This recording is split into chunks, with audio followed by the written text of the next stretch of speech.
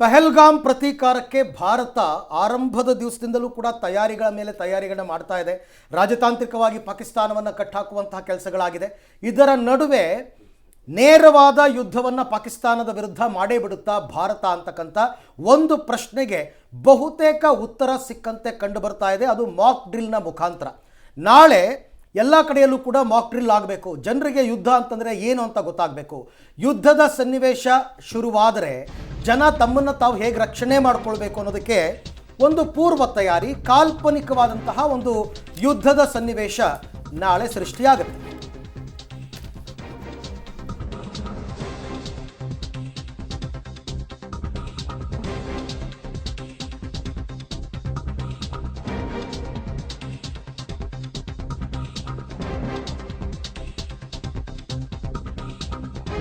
ಪಹಲ್ಗಾಮ್ ಪ್ರತೀಕಾರಕ್ಕೆ ಸನ್ನದ್ಧವಾಗಿದೆ ಭಾರತ. ಪಾಕ್ ವಿರುದ್ಧ ಸಮರ ಸಾರೇ ಬಿಡುತ್ತಾ ಅಂತ ಪ್ರಶ್ನೆ ಈಗ. ನಾಳೆ ದೇಶಾದ್ಯಂತ ಯುದ್ಧದ ಮಾಕ್ ಡ್ರಿಲ್ ಇದೆ.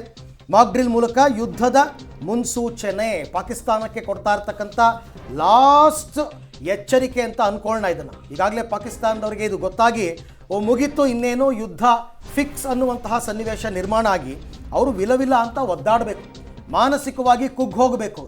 ಆ ರೀತಿ ಮಾಡೋದು ಕೂಡ ಪರೋಕ್ಷವಾದ ಯುದ್ಧನೇ. ಹಾಗಾಗಿ ಅವರನ್ನು ಮಾನಸಿಕವಾಗಿ ಕುಗ್ಗಿಸುವ ಕೆಲಸ ಈಗ ಆಗ್ತಾ ಇದೆ. ನಾವು ಹೇಳ್ತಾ ಇದ್ವಿ, ಪೂರ್ವ ತಾಲೀಮಿಗೆ ಬೇಕಾದಂತಹ ಎಲ್ಲ ರೀತಿಯಾದಂತಹ ಸಿದ್ಧತೆಯನ್ನ ರಾಜ್ಯ ಸರ್ಕಾರಗಳು ಮಾಡ್ಕೊಳ್ಬೇಕು ಅಂತ ಡೈರೆಕ್ಷನ್ಸ್ ಬಂದಿದೆ, ಗೈಡ್ಲೈನ್ಸ್ ಬಂದಿದೆ, ನೋಟಿಫಿಕೇಶನ್ ಆಗಿದೆ. ಹಾಗಾದ್ರೆ ಈ ಮಾಕ್ ಡ್ರಿಲ್ ಅಂದ್ರೆ ಏನು, ಎಷ್ಟು ಸಂಸ್ಥೆಗಳು ಇದರಲ್ಲಿ ಭಾಗಿಯಾಗಬಹುದು, ಎಷ್ಟು ಜಿಲ್ಲೆಗಳಲ್ಲಿ ಆಗುತ್ತೆ, ಇದು ಬಂತು ನೋಡಿ ಡೀಟೇಲ್ಸ್. ದೇಶದ 244 ಸಿವಿಲ್ ಡಿಫೆನ್ಸ್ ಜಿಲ್ಲೆಗಳಲ್ಲಿ ಮಾಕ್ ಡ್ರಿಲ್ ಅನ್ನು ನಡೆಸಲಾಗುತ್ತೆ. ಕೇಂದ್ರ ಗೃಹ ಸಚಿವಾಲಯದಿಂದ ಮಾಕ್ ಡ್ರಿಲ್ ಬಗ್ಗೆ ಹೈ ಅಲರ್ಟ್ ಅನ್ನ ಘೋಷಿಸಲಾಗಿದೆ. ನಾಳೆ ಭಾರತದಲ್ಲಿ ಸೈರನ್, ಕಗ್ಗತ್ತಲ ಸಮರಾಭ್ಯಾಸ ಕೂಡ ಮೊಳಗಲಿದೆ.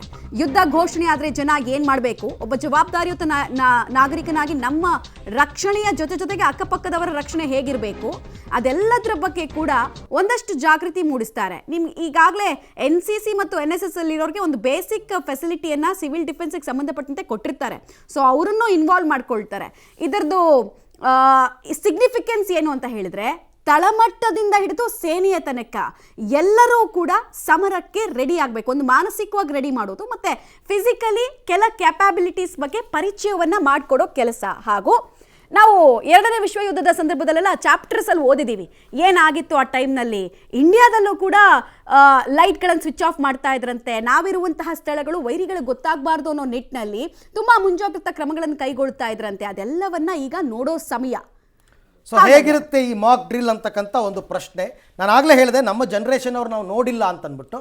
ಆದರೂ ಕೆಲವೊಂದು ಮಾಹಿತಿ, ಈ ವಾಯು ದಾಳಿಗಳಾದಾಗ ಶತ್ರು ರಾಷ್ಟ್ರಗಳಿಂದ ಎಚ್ಚರಿಕೆಯ ಸೈರನ್ಗಳು ಮೊಳಗುತ್ತವೆ. ಆ ಎಚ್ಚರಿಕೆಯ ಸೈರನ್ಗಳು ಮೊಳಗಿದಾಗ ಏನು ಮಾಡಬೇಕು,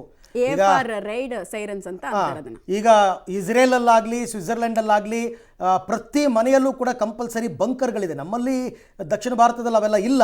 ಬಟ್ ಏನು ಮಾಡಬೇಕು, ಆಮೇಲೆ ಪ್ರತಿಕೂಲ ದಾಳಿಯ ವೇಳೆ ನಮ್ಮನ್ನು ನಾವು ಹೇಗೆ ರಕ್ಷಣಿಸ್ಕೊಳ್ಬೇಕು, ನಾವೆಲ್ಲೋ ರೋಡಲ್ಲಿರ್ತೀವಿ, ಎಲ್ಲೋ ಹೊರಗಡೆ ಓಡಾಡ್ತಿರ್ತೀವಿ, ಏನು ಮಾಡಬೇಕು.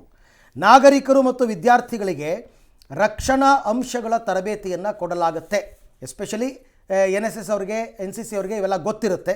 ಆಮೇಲೆ ಕ್ರ್ಯಾಶ್ ಬ್ಲ್ಯಾಕ್ಔಟ್ ಕ್ರಮಗಳನ್ನು ಒದಗಿಸೋದು ಹೇಗೆ ಅಂತ ಅದೆಲ್ಲ ತರಬೇತಿಯನ್ನು ಕೊಡ್ತಾರೆ. ನಮ್ಮದು ಯುದ್ಧ ಪೀಡಿತ ರಾಷ್ಟ್ರ ಅಲ್ಲ, ನಾವು ಮೇಲಿಂದ ಮೇಲೆ ಯುದ್ಧಗಳನ್ನ ನೋಡಲ್ಲ. ಹಾಗಾಗಿ ನಮಗೆ ಗೊತ್ತಿಲ್ಲ.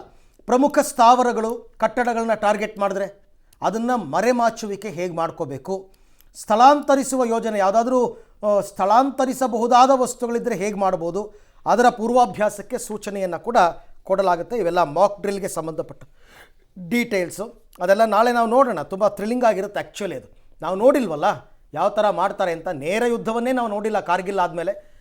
ಸೊ ಈಗ ಅದರ ಒಂದು ಪೂರ್ವ ತಯಾರಿ, ಪೂರ್ವಾಭ್ಯಾಸ ಹೇಗಿರುತ್ತೆ ಅಂತಕ್ಕಂಥದ್ದನ್ನು ನಾಳೆ ದೇಶಾದ್ಯಂತ 244 ಸಿವಿಲ್ ಡಿಫೆನ್ಸ್ ಜಿಲ್ಲೆಗಳಲ್ಲಿ ಈ ಮಾಕ್ ಡ್ರಿಲ್ಲನ್ನು ಮಾಡಬೇಕು ಅಂತ ಕೇಂದ್ರ ಗೃಹ ಸಚಿವಾಲಯ ಸೂಚನೆ ಕೊಟ್ಟಿದೆ.